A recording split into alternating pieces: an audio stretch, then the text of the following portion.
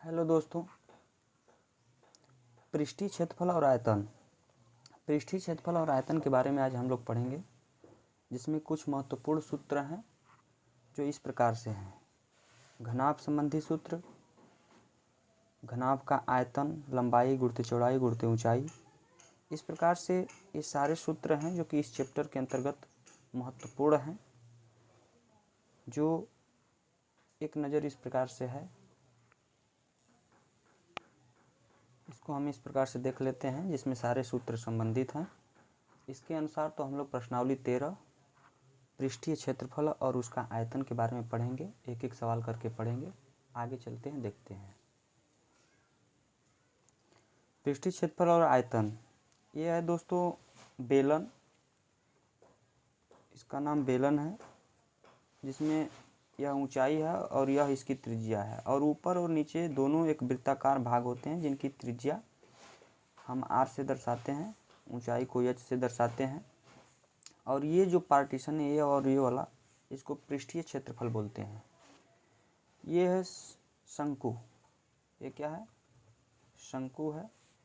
शंकु में इसको तिर्यक ऊंचाई कहते हैं, इसको यल से दर्शाते हैं। और यहाँ से यहाँ तक की ऊंचाई को यच ऊंचाई कहते हैं, और यहाँ से यहाँ तक की दूरी को हम लोग त्रिज्या कहते हैं। ये गोला का आधा भाग है, जिसको अर्धगोला कहते हैं, जिसमें ये इसकी ऊंचाई होती है और यही इसकी त्रिज्या भी होती है। ये भी इसकी त्रिज्या कहलाती है, क्योंकि गोला इस प्रकार से होगा और गोला में आधा भाग यहाँ से लेकर के यहाँ तक की त्रिज्या कहलाता है, और यहाँ से यहाँ तक की भी त्रिज्या, यहाँ से यहाँ तक भी त्रिज्या। इसलिए इसको त्रिज्या भी हम कह सकते हैं और ऊंचाई भी कह सकते हैं। यह अर्धगोला है। इसके बाद ये एक घन है। घन में सभी तरफ से बंद आकृति होती है, जिसमें सभी भुजाएं समान होती हैं। जैसे मान लेते हैं भुजा ए है, तो इसकी लंबाई भी ए होगी और इसकी ऊंचाई भी ए होगी, चौड़ाई भी ए होगी। सभी चीज़ें इसमें क्या होंगी? बराबर होंगी। ठीक इसी प्रकार घनाभ होता है, लेकिन इसमें सभी अलग अलग होते हैं। लंबाई अलग होती है, चौड़ाई अलग होती है और ऊंचाई एक अलग होती है। वर्ग जो जैसा होता है, वर्ग में चारों भुजाएं बराबर होती हैं। जैसे भुजा ए है, तो ये भुजा ए चारों होगा, ये भी होगा, ये भी होगा। ये है आयत। आयत में लंबाई अलग होती है और चौड़ाई अलग होती है। लंबाई चौड़ाई से अधिक होती है।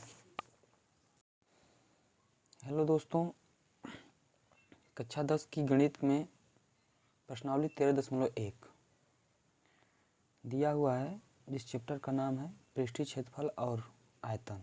इसके अंतर्गत ये पहली सवाल जो दिया हुआ है, पीछे हम बता चुके हैं कि इसके सभी सूत्र किस प्रकार से हैं, तो उस फार्मूले को एक बार ज़रूर देख लीजिएगा। चलिए देखते हैं कि इस सवाल को हम लोग कैसे लगाते हैं। इन सवालों को हम बारी बारी से लगाते हैं, एक एक करके। ध्यान से देखिए। एक खिलौना त्रिज्या 3.5 सेमी वाले एक शंकु के आकार का है, जो उसी त्रिज्या वाले एक अर्धगोले पर अध्यारोपित है। इस खिलौने की संपूर्ण ऊंचाई 15.5 सेमी है। इस खिलौने का संपूर्ण पृष्ठीय क्षेत्रफल ज्ञात कीजिए। ठीक इसी प्रकार आगे भी सवाल दिया हुआ है।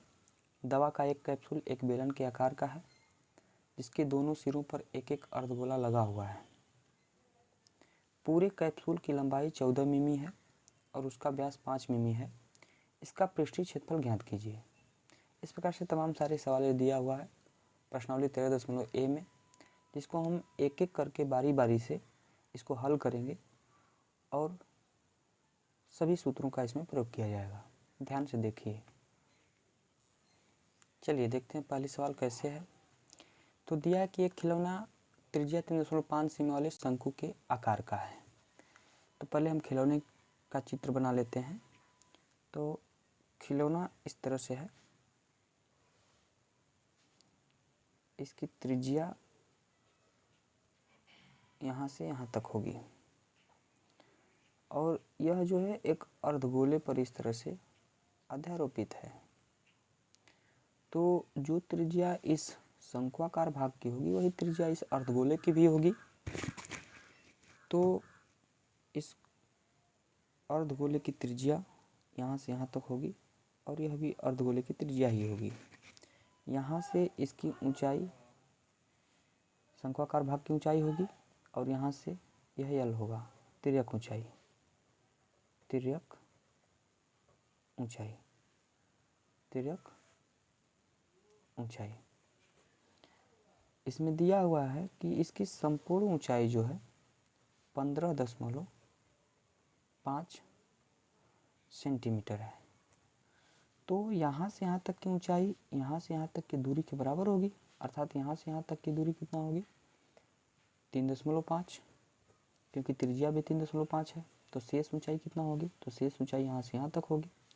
यह ऊंचाई जो कि इस शंक्वाकार भाग की ऊंचाई होगी, जो कि 15.5 सेंटीमीटर में से 3.5 सेंटीमीटर को माइनस करने पर प्राप्त होगा, अर्थात वह 12 सेंटीमीटर होगी। अब हमें प्राप्त करना है कि इसकी संपूर्ण पृष्ठीय क्षेत्रफल क्या होगी। तो संपूर्ण पृष्ठीय क्षेत्रफल के लिए इस शंक्वाकार भाग का क्षेत्रफल निकाल लेते हैं और अर्धगोले का क्षेत्रफल निकाल लेते हैं। दोनों का क्षेत्रफल अगर हम लोग निकाल करके एक साथ प्लस कर देंगे तो इस पूरे भाग का क्षेत्रफल निकल जाएगा। अर्थात इस प्रश्नानुसार शंक्वाकार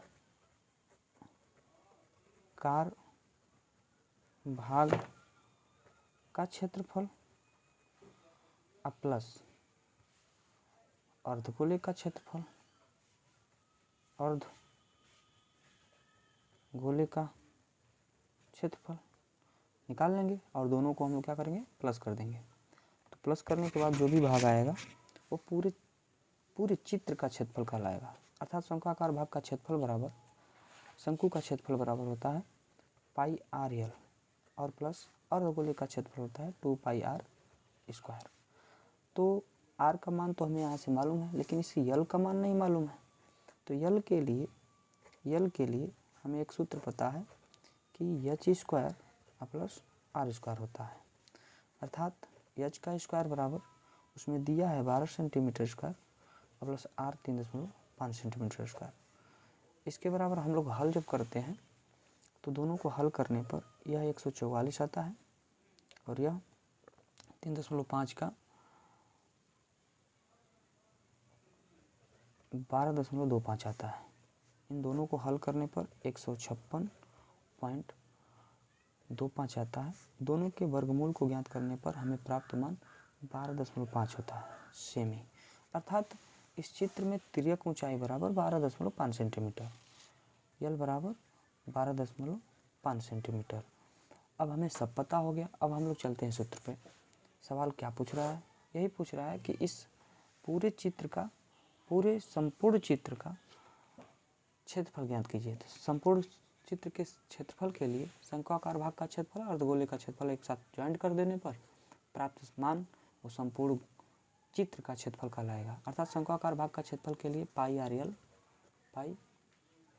एल और प्लस अर्धगोले का क्षेत्रफल बराबर 2 पाई आर स्क्वायर। तो पाई का मान इसमें 22/7, आर का मान इसमें दिया हुआ है 3.5 और यल का मान दिया हुआ है अभी निकाले हम लोग 12.5 प्लस 2 पाई का मान 22/7 और आर का मान दिया हुआ है 3.5 गुणित 3.5।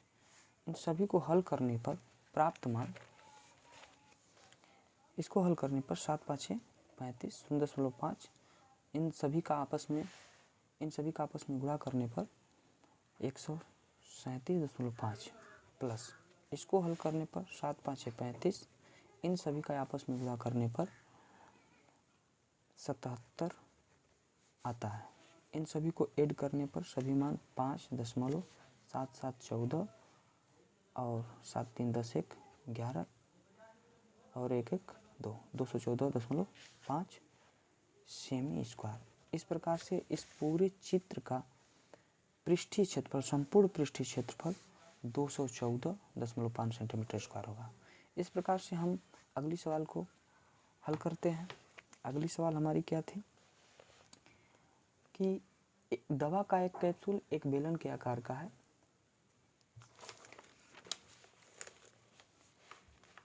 दवा का एक कैप्सूल एक बेलन के आकार का है जिसके दोनों सिरों पर एक एक अर्धगोला लगा हुआ है।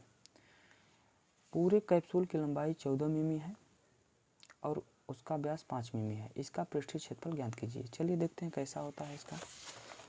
तो सर्वप्रथम हम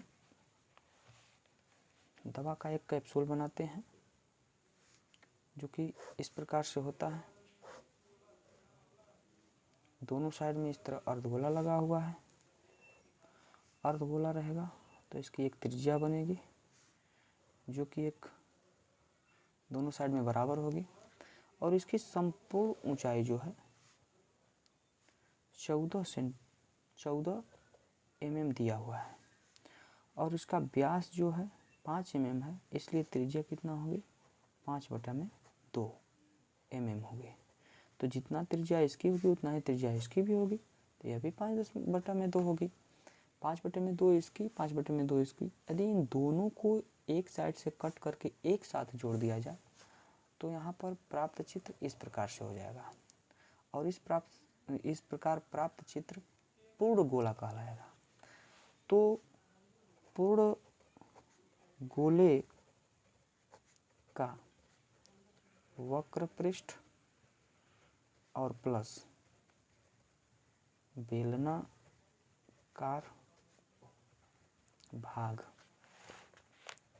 का वक्र पृष्ठ, इन दोनों को आपस में जोड़ देने पर संपूर्ण कैप्सूल का वक्र पृष्ठ हमें प्राप्त होता है, जिसमें यदि यह 5/2 और यह भी 5/2 तो शेष यहाँ से यहाँ तक की दूरी कितना होगी 9 सेंटीमीटर होगी, क्योंकि यह 2.5 और यह 2.5 दोनों मिलकर के 5 होंगे और शेष 14 में से इसको हम लोग माइनस करने पर 9 सेंटीमीटर प्राप्त होता है। इस प्रकार से पूर्ण गोले का वक्र पृष्ठ बराबर 4πr² और प्लस बेलनाकार भाग का वक्र पृष्ठ बराबर 2πrh।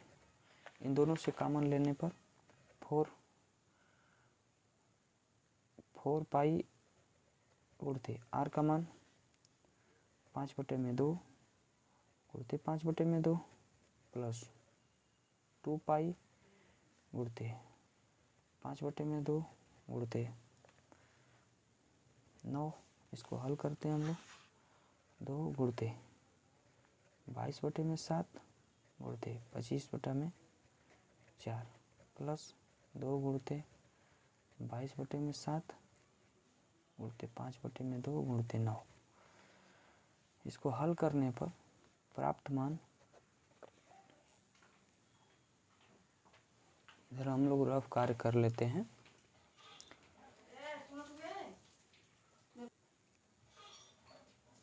कॉमन ले लेते हैं। 2 गुणित 22/7 गुणित 5/2 सभी में कॉमन है, तो इसमें से 2 बच जाएगा, इसमें से 5/2 बच जाएगा, इसमें से प्लस इतना पूरा कॉमन ले ले पर 9 बच जाएगा। यहाँ पर देखते हैं कि 2 से 2 कट गया, 2 से 2 काटने पर बचता क्या है 2 गुणित 22/7 गुणित 5/2 और गुणित 9 5 14, 7 दूना के 14 कट गया। ये पूरा हल करने पर प्राप्त मान 22 दूना के 44 5 220 इतना सेमी स्क्वायर, अर्थात पूरे संपूर्ण कैप्सूल का क्षेत्रफल बराबर हमारा 220 सेमी स्क्वायर आता है। लाइक कीजिए, कमेंट कीजिए, सब्सक्राइब कीजिए। मेरा चैनल विनीत सेन विशांत है। विनीत सर क्लासेज के नाम से मेरा चैनल चलता है।